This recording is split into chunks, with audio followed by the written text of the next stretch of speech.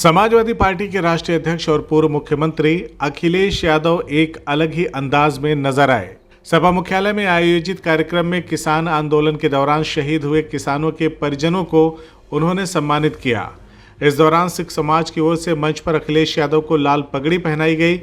अखिलेश यादव ने भी उसी अंदाज में प्रेस कॉन्फ्रेंस की और भाजपा सरकार पर जमकर निशाना भी साधा।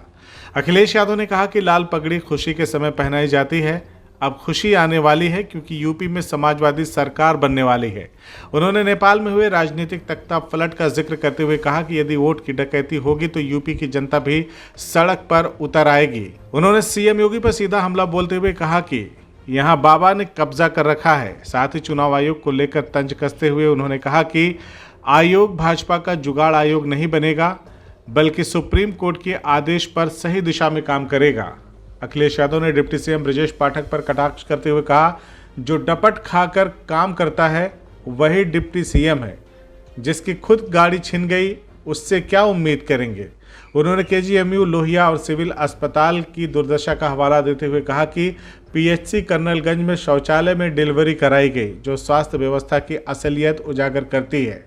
अखिलेश यादव ने मंत्री बेबी रानी मौर्य के मुद्दे पर भी भाजपा सरकार को घेरा। उन्होंने कहा कि जानबूझकर उनका अपमान कराया जा रहा है।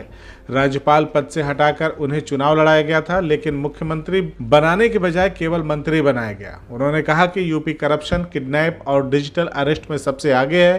पंचायती राज विभाग में 60% कमीशन चलता है। उन्होंने आरोप लगाया कि सबसे ज्यादा हिरासत में मौतें यूपी में हो रही हैं और सीएम आवास के बाहर लोग जहर खाकर अपनी जान दे रहे हैं। अखिलेश ने चुटकी लेते हुए कहा कि सोना खरीद लो, दिवाली तक 2 लाख रुपए का हो जाएगा। सुनने में आया है कि कोई सोना बहुत इकट्ठा कर रहा है, हालांकि सच्चाई मुझे भी नहीं पता। वहीं कार्यक्रम के अंत में अखिलेश यादव ने दोहराया कि सिख समाज की बहादुरी और मेहनत हमेशा प्रेरणादायक रही है। उन्होंने कहा कि अब लाल पगड़ी सिर्फ सम्मान का प्रतीक नहीं, बल्कि आने वाली खुशी और बदलाव का संदेश भी है। सिख समाज के हमारे बहुत प्रतिष्ठित सम्मानित संगठन से जुड़े लोग और समाजवादी आंदोलन से लगातार जुड़े हुए लोगों के बीच में आज बैठक की। उन्होंने अपनी जहां बात रखी, सुझाव दिए कि किस तरीके से प्रदेश और किसान को खुशहाल बनाया जाए।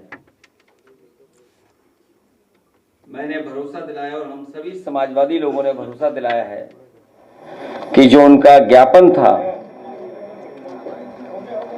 आने वाले समय में सरकार बनने पर उनके ज्ञापन में दी गई बातों पर हम लोग अमल करेंगे।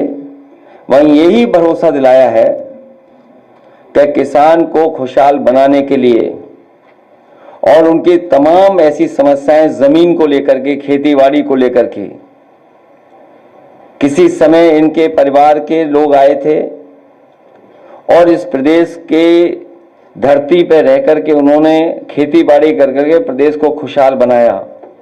लेकिन कई बार देखने को मिलता है कि जो सरकार के कानूनी लोग हैं वो उनको समय समय पर अत्याचार और अन्याय करते हैं।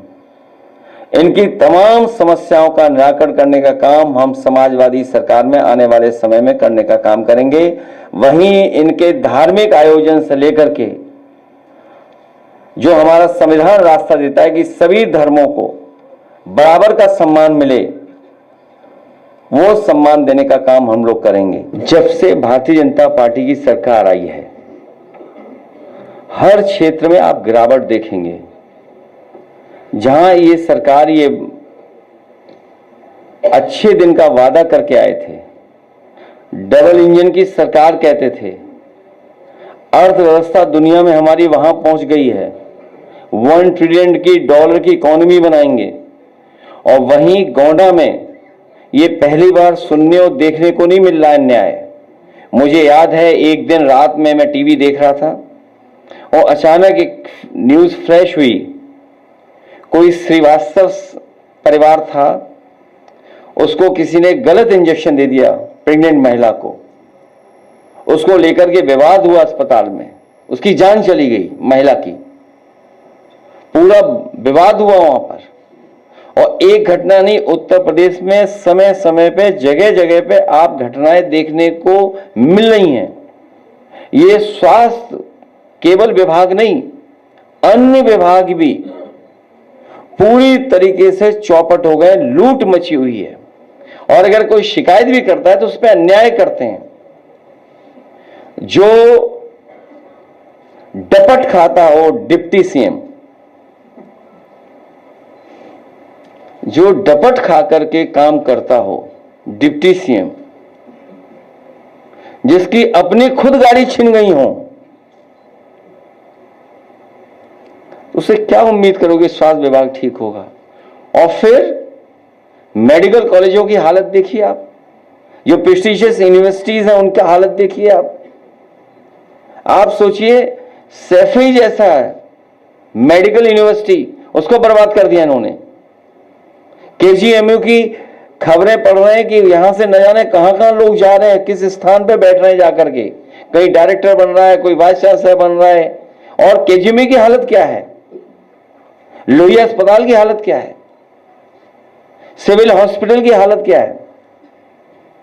और जिस सिविल हॉस्पिटल को बनना था, एक तो ये पूरे उत्तर प्रदेश में देख लो आप, झांसी के मेडिकल कॉलेज की हालत क्या है, पीएससी सीएससी की हालत क्या है, एम्बुलेंस की हालत क्या है। बीजेपी जाएगी तब स्वास्थ्य विभाग ठीक होगा। बीजेपी के लोग ऊपर से चमकते हुए दिखाई देते हैं, अंदर से खोखले हैं। ये खोखले लोग हैं, जो कमजोर लोग हैं, जो जनता के लिए काम नहीं बता पा रहे हैं, वो इसी तरह का भाषा व्यवहार इस्तेमाल करेंगे। और केवल एक लीडर के लिए नहीं, हर एक के साथ ऐसे व्यवहार करते हैं लोग। भारतीय जनता पार्टी की सरकार हिरासत में मौत का रिकॉर्ड के रिकॉर्ड बना रही है, और कोई एक घटना नहीं है। गुजरात के बाद शायद सबसे ज्यादा कस्टोडियल डेथ अगर कहीं हो रही है, उत्तर प्रदेश में हो रही है। अभी तक तो दूसरे मारे जा रहे थे, दूसरे लोगों की जान ली जा रही थी। अब उन्हें दुख महसूस हुआ कि अपने को खोने से क्या दुख होता है। लोगों का जो दर्द हम लोग कहते थे यहां बैठ करके आपके बीच में समय समय पे कहते थे, कम से कम अब भारतीय जनता पार्टी के लोगों को दर्द समझ में आया होगा। और न केवल निंदा करनी चाहिए इस घटना की, बल्कि इस घटना के पीछे कौन है, इस तरह के काम करने के तरीकों को बढ़ावा कौन दे रहा है, कौन लोग हैं जो पीछे बैठ करके बढ़ावा दे रहे हैं। समाजवादी पार्टी, क्योंकि सुप्रीम कोर्ट के समय समय पर निर्देश आए हैं और सुप्रीम कोर्ट ने निर्देश दिए चुनाव आयोग को, हमें पूरा भरोसा है कि चुनाव आयोग उन निर्देशों का पालन करेगा। चुनाव आयोग भारतीय जनता पार्टी का जुगाड़ आयोग नहीं बनेगा। जो चुनाव आयोग की जिम्मेदारी है कि सही वोट बढ़ना, गलत वोट नहीं बनना और निष्पक्ष चुनाव ट्रांसपेरेंसी लाए। हमें उम्मीद है कि टेक्नोलॉजी इतनी है, आधार भी है और तमाम सुविधाएं इलेक्शन कमीशन के पास हैं, तो वोट पूरा बनेगा, कोई छूटेगा नहीं। और जब वोट पड़ने का समय आएगा तब भी निष्पक्ष चुनाव होगा। CIB इंडिया न्यूज की सभी खबरों को देखने के लिए लाल रंग की बटन को दबाकर चैनल को सब्सक्राइब जरूर करें, घंटी जरूर दबाएं ताकि हमारी सभी खबरों के नोटिफिकेशंस आप तक पहुंचते रहें।